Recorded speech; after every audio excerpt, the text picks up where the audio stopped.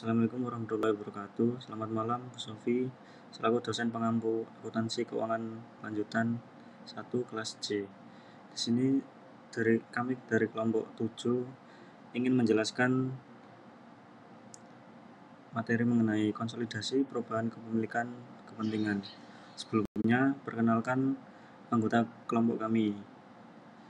Pertama ada Muhammad Faridanto, NPM Akhir 279, ada M. Harid Farizi, NPM Akhir 277, Rizky Eko Yuspito, NPM Akhir 278, dan Antonius Aril, NPM Akhir 310.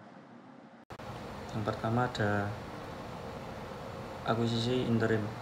Inti konsep, ketika induk mengakuisisi anak perusahaan pada tengah periode akuntansi, konsolidasi hanya mencerminkan laba dan beban setelah tanggal akuisisi.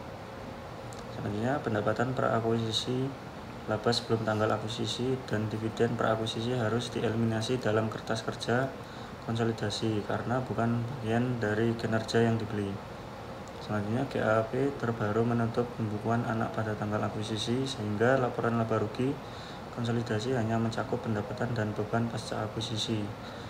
Dan yang ketiga, penyesuaian kertas kerja menghapus kembali investasi induk ke harga perolehan pada tanggal akuisisi, mengeliminasi laba dan dividen per akuisisi, serta mencatat kepentingan non-pengendali sejak tanggal akuisisi. Selanjutnya ada akuisisi piecemeal. Inti konsep, akuisisi kendali yang terjadi melalui beberapa pembelian bertahap menuntut yang pertama ada evaluasi investasi sebelumnya pada nilai wajar pada tanggal saat kendali diperoleh selisih antara nilai wajar dan nilai tercatat laba. Tercatat lama dicatat sebagai keuntungan atau kerugian dalam laporan induk. Kedua ada setelah kendali tercapai.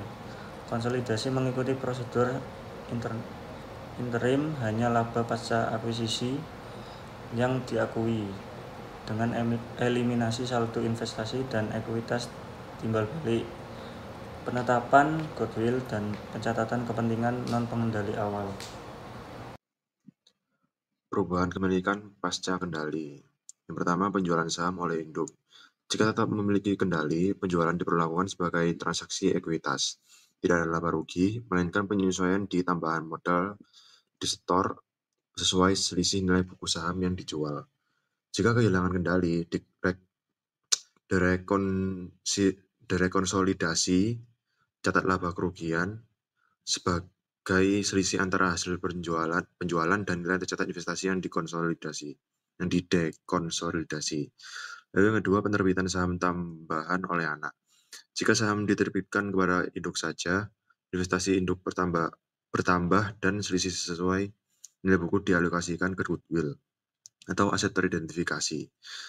Lalu yang kedua, jika diterbitkan ke pihak luar atau non-pengendali, persentase induk menurun tetapi dicatat sebagai transaksi ekuitas. Selisih antara perubahan nilai buku dasar dan biaya investasi dicatat di tambahan modal disetor. Lalu yang terakhir, transaksi saham treasury oleh anak. Pembelian kembali saham oleh anak dari non-pengendali mengubah bagian induk pada nilai buku anak. Selisihnya dicatat di tambahan modal disetor tanpa mengakui laba rugi. Baik, saya akan membacakan soal dari post-test yang pertama, yaitu Bird Corporation menerbitkan 5.000 obligasi dengan nilai nominal yaitu $1.000 dan kupon yaitu 12% pada tanggal 1 Januari 2024. Bunga dibayarkan setiap tanggal 1 Januari dan 1 Juli setiap tahun. Obligasi akan jatuh tempo pada tanggal 1 Januari 2029. Pada tanggal 1 Januari 2026, Bird Corporation, anak perusahaan yang memiliki 80% dari dolar Bird, membeli 3.000 obligasi tersebut di pasar terbuka dengan harga $1.000 0.15. Laba bersih terpisah dolar Bird untuk tahun 2026 sudah mencakup beban bunga tahun dari seluruh 3.000 obligasi tersebut. Laba bersih terpisah adalah $300 yang sudah mencakup bunga obligasi yang diterima pada 1 Juli serta ukuran pendapatan bunga diperoleh pada tanggal 31 Desember. Selanjutnya yaitu untuk pertanyaannya yaitu yang pertama yaitu berapa jumlah laba atau rugi dari pembelian obligasi dolar per secara antara perusahaan pada tanggal 1 Januari 2026. Yang kedua yaitu jika obligasi awal diterbitkan pada 1006 dari 80% dari obligasi tersebut dibeli oleh Pers pada tanggal 1 Januari 2027 dengan harga 980, maka laba atau rugi dari pembelian antar perusahaan tersebut adalah yang ketiga yaitu jika obligasi awal diterbitkan pada tanggal pada 10.30 dan 70% dari obligasi tersebut dibeli pada tanggal 1 Januari 2028 dengan harga 10.40, maka laba atau rugi konstruktif dari pembelian tersebut adalah yang keempat yaitu menggunakan informasi awal berapa jumlah beban bunga konsolidasi untuk tahun 2006. Selanjutnya yang terakhir yaitu menggunakan informasi awal berapa saldo yang akun obligasi yang harus dibayar, bonds payable, dan bunga obligasi yang masih harus dibayar, bond interest payable dalam neraca konsolidasi per tanggal 31 Desember 2027. Baik, saya akan menjawab dari soal post-test yang pertama yaitu laba rugi pembelian antar perusahaan pada tanggal 1 Januari 2026. Di mana jumlah obligasi dibeli yaitu 3.000, harga beli per obligasi yaitu 10.15, nilai buku per obligasi yaitu 1.000, kemudian rugi antar perusahaan di mana 45.000 dapat dari 3.000 dikali 10.15 kurangi 1.000. Selanjutnya yang kedua yaitu laba rugi jika obligasi diterbitkan pada 1006 1 Januari 2027, di mana harga penerbitan awal yaitu 1006 untuk jumlah obligasi yang dibeli yaitu 4.000, di mana harga beli obligasi yaitu 980, sisa umur obligasi 2027 yaitu 2 tahun, amortisasi premium atau tahun sebesar 1.020, kemudian dapat dari 1.006 kurangi 1.000 dibagi 5. Untuk nilai buku per obligasi yaitu 1.240 dapat dari 1.000 ditambah 6 dikurangi 3 dibagi 1.200 untuk 1,20. Untuk selanjutnya yaitu laba antar perusahaan dapat dari 8.900 dapat dari 4.000 dikali 1.002 dikurangi 4.980. Baik, selanjutnya saya akan menjawab dari nomor 3 yaitu laba rugi jika obligasi diterbitkan pada 10.30 pada 1 Januari 2028, di mana harga penerbit awal yaitu sebesar 103%, terus kemudian jumlah obligasi yang dibeli yaitu 3.500 dari atau 70%, terus harga beli per obligasi yaitu 1,04, untuk sisa umur obligasi yaitu 2028 yaitu 1 tahun. Kemudian amortisasi premium atau tahun yaitu sebesar 6.000 dapat dari 1.030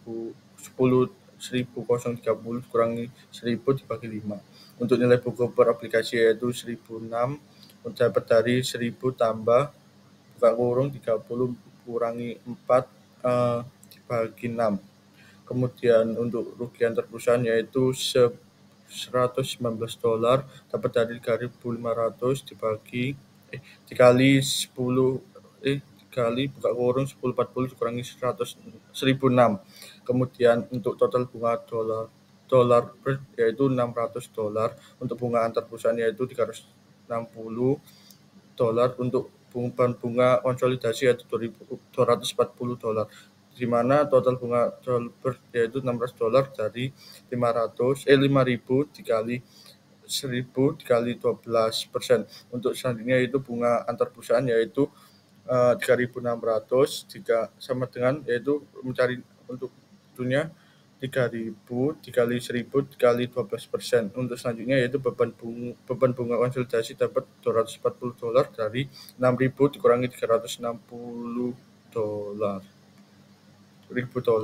Untuk selanjutnya yang kelima yaitu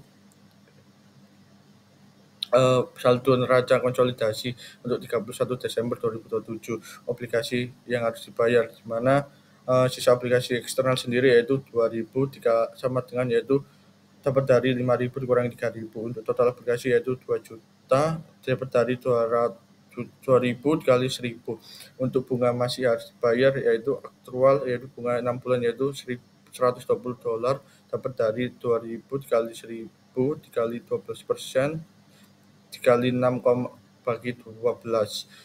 Nah, Selanjutnya soal 2 postes. Rufus All Inc. memiliki obligasi yang beredar sebesar $80.000 dengan tingkat bunga 10%. Jatuh tempo tanggal 1 Januari 2020 dan memiliki diskonto yang belum diamortisasi sebesar $16.000 per tanggal 1 Januari 2026.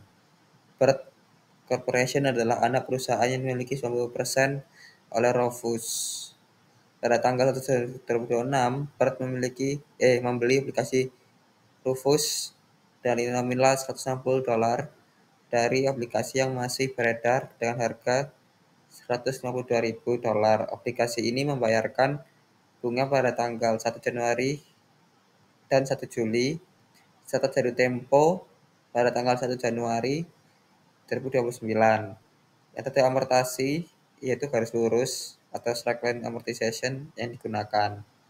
Yang pertama, pembelian aplikasi laporan laba rugi konsolidasian dari Rufus Owl Corporation dan anak perusahaannya untuk tahun 2026 menunjukkan laba rugi sebesar. Soal nomor 2, piutang bunga aplikasi untuk tahun 2026 dari aplikasi awal yang tercatat di pembukuan besar. Dan soal terakhir yang ketiga, buatlah jurnal untuk seluruh transaksi serta neraca konsolidasiannya. Selanjutnya nomor 1 itu ada nilai nominal aplikasi yang dibeli sebesar $160.000, kemudian diskon belum diamortisasi yaitu sebesar 3.200 didapat dari 160.000 dibagi 800.000 hasilkan 0,2 terus dikali dengan 16.000. Terus ada nilai buku aplikasi itu 156.800.000 dapat dari 160.000 dikurangi 3.200. Nah, harga beli tadi kan 152.000. Terus situ ada laba konsolidasian sebesar 4.800 didapat dari 156.800.000 dikurangi dengan 152.000. Untuk yang jawaban nomor 2 itu ada bunga tahunan 10%. Tadi kan bunga tahunnya kan 16, berarti dikali 160 dikali 10%, hasilnya 16.000. Nah, untuk bunga 6 bulan 1 Juli sampai 31 Desember itu kan dari 16.000 dibagi 2 karena tadi pembayarannya kan kayak 2 kali, jadi hasilnya 8.000. Nah, untuk piutang bunga sebesar 8.000. Untuk nomor 3 itu ada jurnal dan neraca tadi kan. Nah, jurnal yang pertama yaitu jurnal di BIR. Itu ada investasi aplikasi sebesar 152.000 di debit dan kas 152.000 di kredit. Selanjutnya ada jurnal eliminasi konsolidasi, yaitu ada utang aplikasi sebesar 160.000 di debit, kemudian ada diskon utang aplikasi 300 di debit, ada investasi aplikasi Bird itu 152.000 di kredit, dan juga ada laba atas tulisan aplikasi itu ada 4.800 di kredit. Nah, untuk jurnal selanjutnya ada jurnal bunga, di mana jurnal ini terdapat kas itu penerimaan dari bunga Bird sebesar 8.000, terusan beban bunga dari Rufus sebesar 8.000 di kredit. Nanti tadi kasnya di debit. Selanjutnya ada neraca konsolidasi yang terakhir itu ada utang obligasi sebesar 640.000 di debit didapat dari 800.000 dikurangi 160.000. Kemudian ada diskon utang obligasi sebesar 12.800 itu didapat dari 16.000 dikurangi 3.200. Terus ada ekuitas itu plus 4.800. Terima kasih. Wassalamualaikum warahmatullahi wabarakatuh.